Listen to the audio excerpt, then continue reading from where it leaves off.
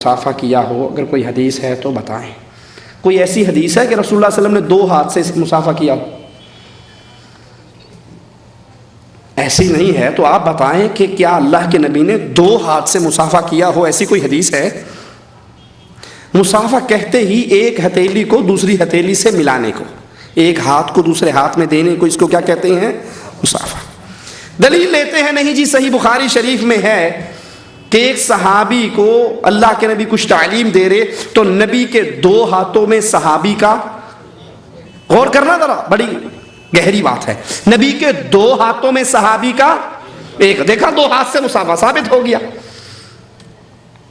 हम कहते हैं कि वो पहली बात तो सलाम के बाब में ही नहीं है, वो है तालीम के बाब में। किसी को मोहब्बत और प्यार से कुछ समझाते हुए अल्लाह के नबी ने प्यार से अपने दो हाथों में उसका एक हाथ लिया। लेकिन याद करो, अगर इस हदीस पे अमल करें तो तुम्हारे मौलवी सबसे पहले गुस्ताखी का फतवा लगाएंगे। हमारे यहाँ क्या होता है, शागिर्द छोटा सलाम करने आता है बाबा जी को, पीर जी को, शाह जी को, मौलवी साहब को, और वो झुक कर हैं बाबा जी अस्सलाम वालेकुम, तो पीर साहब ने चार उंगल आगे कर देंगे, वालेकुम सलाम, चल पीछे, अगली दीवारी है, चल पीछे। पीर चार उंगलियां आगे करता है और वो मुरीद हैं। होना क्या चाहिए कि पीर साहब, नबी के दो हाथ थे ना, उस्ताद है नबी, नबी के दो हाथ, और शागिर्द के कितना होना ये चाहिए कि पीर साहब दो हाथ करें और शागिर्द, वो चंड मारेगा मुंह से, गुस्ताखा मैनू एक हाथ करना है। अगर यही हदीस माननी है तो मौलवी से कहो वो दो करे और मुरीद से कहो वो एक करे। दाढ़ी को मूंडना, उसे काट कर छोटी करना, दोनों में कोई फर्क है? दाढ़ी को मूंडना हराम है, शेव करना हराम है, और कुच्ची रखना भी शरीयत में जायज़ नहीं है। कुच्ची समझते हैं ना, और सफेदी करने वाला बुरश ऐना जया, असल में ये वो लोग रखते हैं जो कहते हैं भी दोनों ना राजी रहे रहमान, नाराज ना हो शैतान। अगर कहीं मौलवियों के पास जाना पड़े, देखो जी मैंने माशाल्लाह दाढ़ी रखी, मैं तुम्हारी बिरादरी दा, और अगर कहीं उधर बैठना पड़े ना, को एवं ही रखी है, एवं ही, मैं असल तुम्हारा ही है, मैं तो तुम्हारा ही हूं, बस वैसे ही।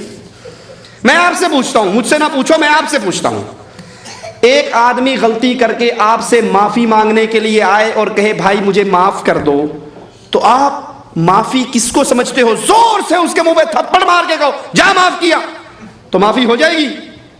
क्यों जी बोलो, नहीं होगी। वो कहेगा चंडते मारी नहीं, माफी केड़े पासों। दूसरी मिसाल, रमजान की ताक रातों में, आखिरी अशरे में, लैलतुल कद्र को तलाश करते हुए हम और आप एक दुआ मांगते हैं जो रसूलुल्लाह ने सिखाई, क्या? अल्लाहुम्मा इन्नका तुहिब्बुल फ़अफ़ु। क्या मतलब? अल्लाह तू माफ करने वाला, माफी को पसंद करता है, मुझे बोलो माफ कर दे। अच्छा, उस वक्त मेरे और आपके जहन में क्या कंसेप्ट होता है? अल्लाह एवं करी साल चो 6 महीने दे माफ कर दे, 6 महीने दे गुनाह रहने दे, कि बैंक में भी कुछ होना चाहिए ना अकाउंट में, यही होता है? या ये होता है सारे गुनाह माफ कर? बोलो समझ आ रही या नहीं आ रही? सारे गुनाह माफ कर, यही कहते हो ना? अल्लाह के नबी फरमा रहे हैं अपनी दाढ़ियों को माफ कर दो, अपनी दाढ़ियों को माफ कर दो, और जब मैं इसको शेव करके गटर की गंदगी में फेंक देता हूं, मैंने माफ किया या मारा? मैं तो थप्पड़ मार लिया। या कुछ कहते हैं एक मुठ काफी होती है। अच्छा, कुछ तो मुठ लेते हैं यहां से कि ये मुठ है, इसके नीचे काट लो, तो कुछ थोड़े से आजाद ख्याल हो, वो मुठ यहां से लेते हैं, अब जो बची है उसे साफ कर लो। भाई अल्लाह के नबी फरमा रहे हैं वफ़िरुल लिहा वफ़िरुल लुहा, अपनी दाढ़ियों को वफ़िरु। इब्न हजर रहमहुल्लाह कहते हैं वफ़िरु आई कसीरु, ज्यादा करो, लटकाओ, ठीक है? कहते हैं जी मौलवी साहब जे दाढ़ी रख लांगे तो साड़ा ब्याह नहीं होना। आखिरी दलील बस, इसके बाद और किसी के पास कोई, अगर दाढ़ी रख लेंगे तो शादी, ये बात है या नहीं? सुनी या नहीं सुनी? माँ कहती है बेटे तूने अभी से दाढ़ी रख ली, तेरे मामू को बड़ी मुश्किल से मैंने मनाया था रिश्ता देने के लिए, और वो मान गए थे, मंगनी हो गई थी। अगर वो दाढ़ी वाला मुंह देखेंगे ना, कहेंगे मौलवी नू नहीं देनी, जा मुंडा के आ। वो कहता माँ कुर्बान जावा हुणे साफ करता, ठीक है? हालांकि ये बात इतनी गलत है कि दाढ़ी वालों की शादियां नहीं होती, जिस मौलवी को देखो दो होती हैं। میں خود آپ کے سامنے کھڑا ہوں، 2 ہیں، تیسری کی تلاش ہے، اور دیکھ لو میری داڑھی۔ یہ بات ہی غلط ہے، مولوی کی شادی نہیں ہوتی۔ ابے جتنی مولوی کی ہوتی ہے اس کی نہیں ہوتی۔ آپ مجھے چیلنج ہے، داڑھی مون کی 2 بیویاں دکھا دو، میں مان لوں گا۔ اچھا دوسری بات سمجھو، یہ داڑھی کیا ہے؟ یہ داڑھی کیا ہے؟ مرد کی خوبصورتی، مردانگی ہے نا، ہے یا نہیں ہے؟ بتائیے کیا رسول اللہ سے خوبصورت کوئی اور شخص ہے دنیا میں؟ آپ سے حسین، آپ سے پیارا، آپ سے خوبصورت کوئی گزرے گا؟ آ سکتا ہے؟ نہیں آ سکتا۔ ایمان ہے؟ اللہ کے لیے آپ سے سوال کرتا ہوں، جھوٹ نہ بولنا، اللہ کے نبی کائنات کے سب سے حسین تھے، وہ داڑھی منڈا کے تھے، کٹوا کے تھے، یا معاف کر کے تھے؟ بولو، آواز تھوڑی آئی ہے، داڑھیوں والوں کی آئی، باقیوں کی نہیں آئی۔ نبی داڑھی رکھ کے حسین تھے، تو ثابت کیا ہوا؟ حسن کس میں ہے؟ داڑھی میں۔ اور ہم الٹی گنگا بیگموں کے نیچے ایسے لگے ہیں۔ بیگم جب لسٹ بناتی ہے نا سامان کی، پتہ کیا لکھتی ہے؟ میرے لیے ہیڈ اینڈ شولڈر امپورٹڈ، کہاں کا بنا ہوا؟ امریکہ کا، دیسی سے میرے بال خراب ہو جاتے ہیں۔ اسے کہو بی بی یہ تیرا حسن ہے نا، یہ کس کا حسن ہے؟ عورت کا۔ اور یہ کس کا حسن ہے؟ اپنے حسن کے لیے شیمپو منگواتی ہے، میرے حسن پہ استرے چڑھواتی ہے۔ تو ٹینڈ کرا، میں داڑھی منواؤں گا، تو اپنے بال کٹوا۔ اپنے بالوں کے لیے شیمپو، تیل، جڑی بوٹیوں کے تیل منگواتی ہے، میرے بال لمبے ہو۔ اور جو حسن رب نے مجھے دیا ہے، کہتی ہے اس کو شیو کر کے پھینک دے، داڑھی معاف کر دو۔ آخری بات اس کے بارے میں کہہ کے بات ختم کرتا ہوں۔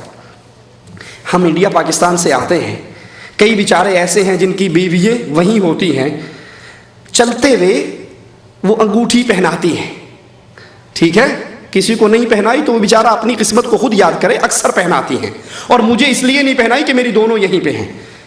انگوٹھی پہناتے ہوئے کیا کہتی ہیں؟ کہ یہ ہماری نشانی ہے۔ کہتی ہے نہیں کہتی؟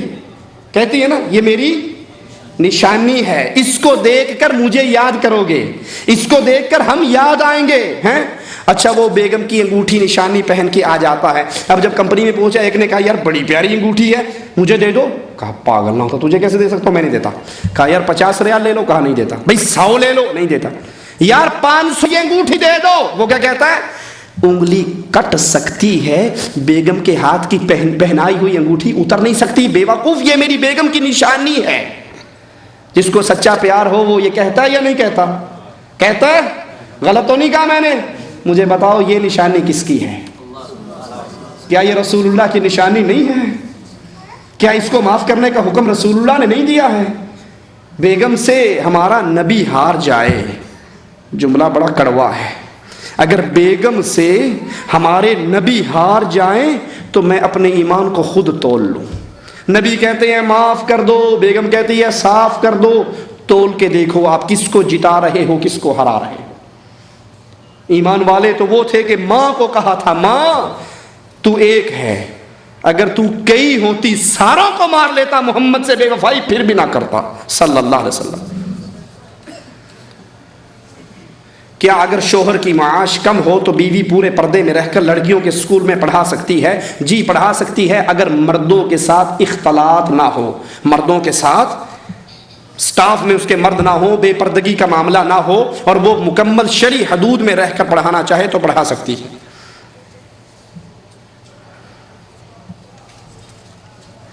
ہمارے ہاتھوں سے قرآن پاک گر جائے تو کیا کرنا چاہیے؟ ہم نے سنا ہے کہ قرآن کے وزن کے برابر نمک تول کر خیرات کیا جائے۔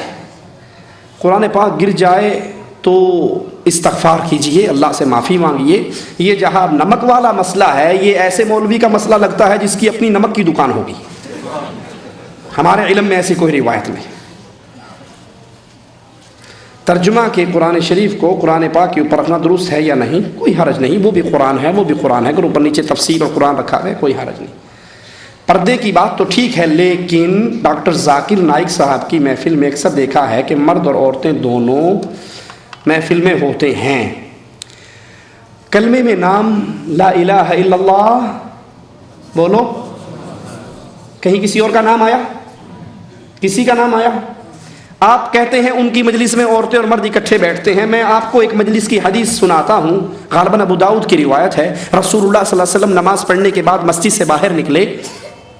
ابو بکر, عمر, عثمان و علی, طلحہ و زبیر, حسن و حسین, معاویہ رضوان اللہ علیہ اجمعین, یعنی صحابہ کرام جو ایمان میں سب سے ٹاپ کلاس کے لوگ تھے, جن کے ایمان کو اللہ نے آپ کے اور میرے لیے نمونہ قرار دیا, وہ اور صحابیات, نبی کے صحابہ اور صحابیات راستے میں اکٹھے ہو کے گڈمڈ ہو کے جا رہے تھے.